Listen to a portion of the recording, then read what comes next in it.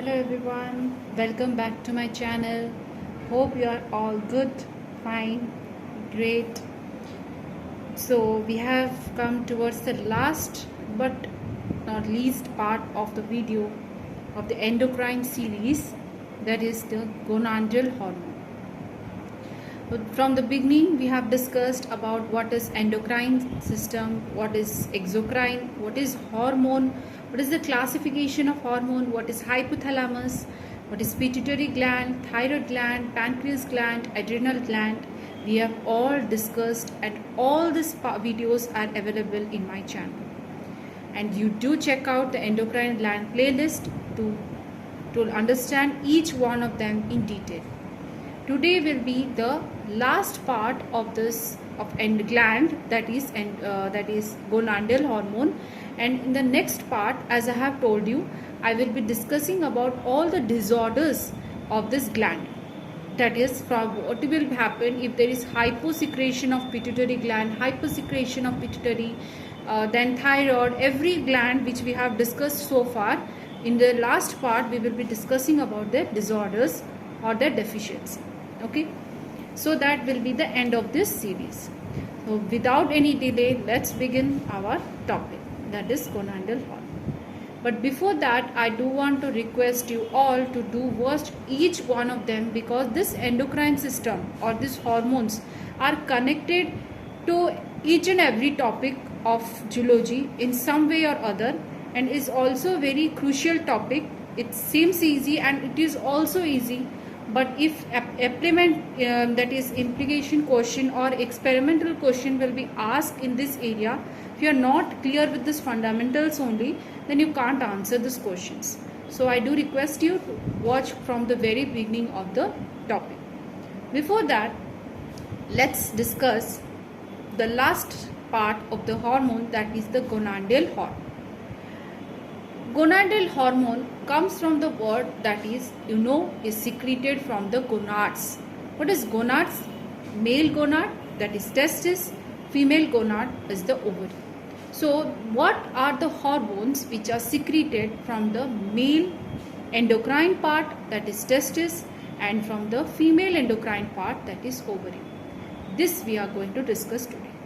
If you concentrate first on the endocrine part of the testis, as you all know, we have in the embryology unit, we have already studied that the testis consists of intestinal cells or Leydig cells, which secretes the male sex hormone, that is androgen, or to be very precise, testosterone. This androgen is this testosterone is responsible for all for the development of all the male accessory sex organ, that is the seminiferous tubule, vasa differentia, and also it is responsible for the development of the male secondary sexual characters, like this the development of pubic hair, development of facial hair, development of bones of the legs of the male, so that and during the time of puberty also, and also the voice, all this maleness, you can say this male, how the male and the female is differentiated is due to this hormone, because testosterone hormone is found mostly in case of the male. Okay, and also one more hormone which is secreted from the testis is inhibin. What does the inhibin do? Inhibin is responsible for the inhibition of FSH. What is FSH? What is its role? We have already discussed in the first part of the video. That is follicle stimulating hormone, which is responsible for secretion of follicle cells, and all its role you can refer to the first part of the video. So from the testis we secrete two types of hormone. One is testosterone, second is the inhibin. Next, coming to the endocrine part of the ovary.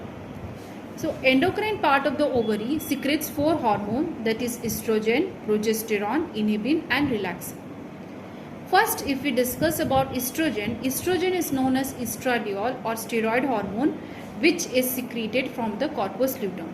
And specifically you have to remember which part is secreting which hormone, because it is asked in exam. Corpus luteum secretes which of the following hormone? will be asked in the multiple choice question and options will be given. So remember, estrogen is secreted from the corpus luteum and progesterone is secreted also from the corpus luteum. What does this estrogen and progesterone do? Estrogen is during the time of ovulation, this estrogen hormone is secreted. So you can say that during the time to support ovulation, estrogen is responsible. But what does progesterone do? As I have mentioned here, that progesterone is known as pregnancy hormone. What is pregnancy hormone? Why it is called pregnancy hormone? To successfully undergo the pregnancy, that is all the full term of this 9 months, successful undergoing of this full 9 months, this progesterone hormone is very, very essential and it is secreted from the corpus luteum.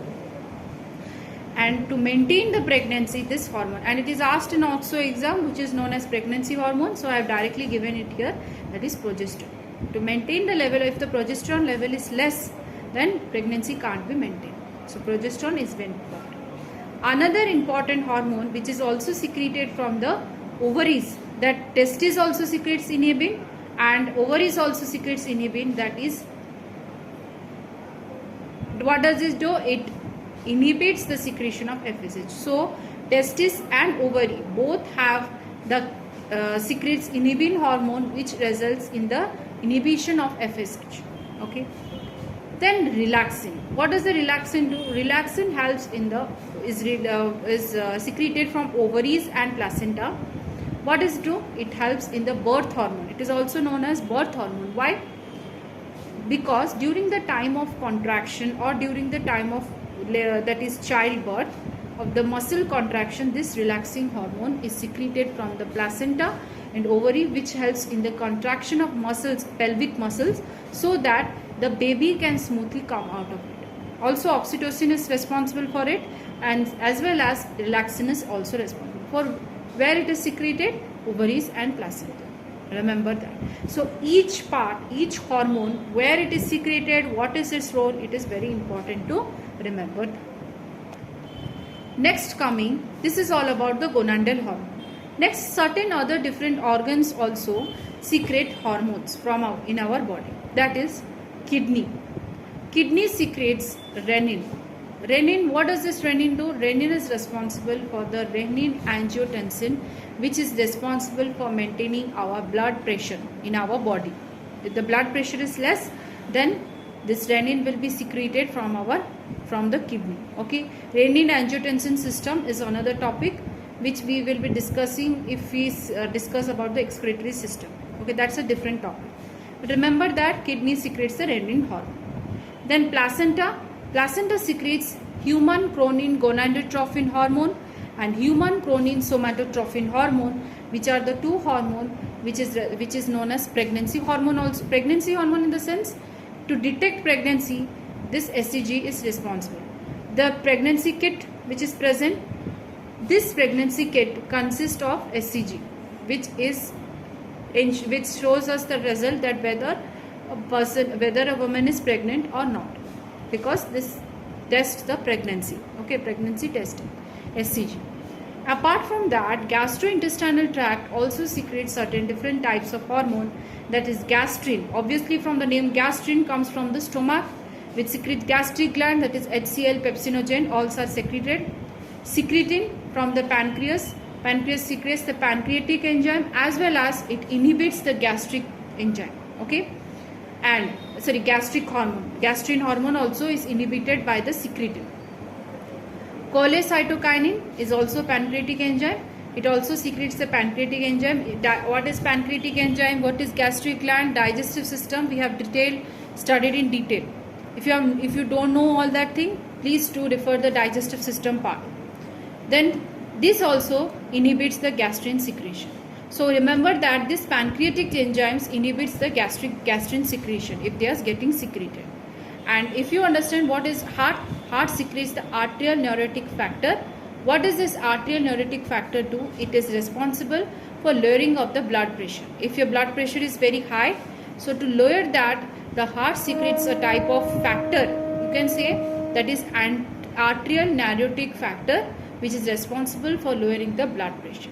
So apart, if you are studying hormones also, usually students skip this part of the portion of during the exam. They only study up till gonadal hormones and then they leave this part. But this part also is very important for exam point of view, because this part you can find this part somewhat in case of digestive system, heart, also in a mixture of things.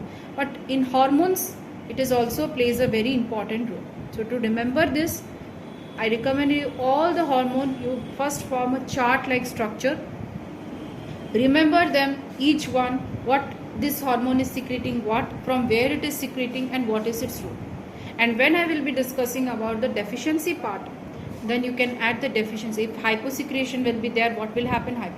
So that in a chart format, if it is represented, so that before going to exam, if you remember only this chart, one chart, then you can easily understand it. Okay? And try to make the chart by your own self. Why I have not made this chart? Because it will be easy for you to just snapshot, screenshot it and remember. But try to make certain effort. By making the chart only, you will understand thing, because I have covered all this hormone, majority of the hormones, all these hormones, whatever the hormones were present, I have already covered it. But it is your duty to make each one of them in a chart format, so that not elaborate manner, in a short chart format, that you get a quick revision while going to the exam. While making the chart also, you can remember things. Okay, so this is all about the end of the hormones and endocrine system. In the last part of the video, we will be discussing about the disorders of the hormones, what will happen if there is pituitary hyposecretion, then if there is adrenal gland, all this we will be discussing in the last and the important part. That area also the exam is, in the examiner exam point of view, is important. So do watch that part of the video, and I recommend you to watch all the rest part of my playlist also. And if you are new to my channel, to subscribe my channel, share among your friends as much as you can, because all the important topics I am already discussing, and it will be really helpful for you for the exam. And have a nice day. Hope you all have a very, very good day. Thank you and have a nice day.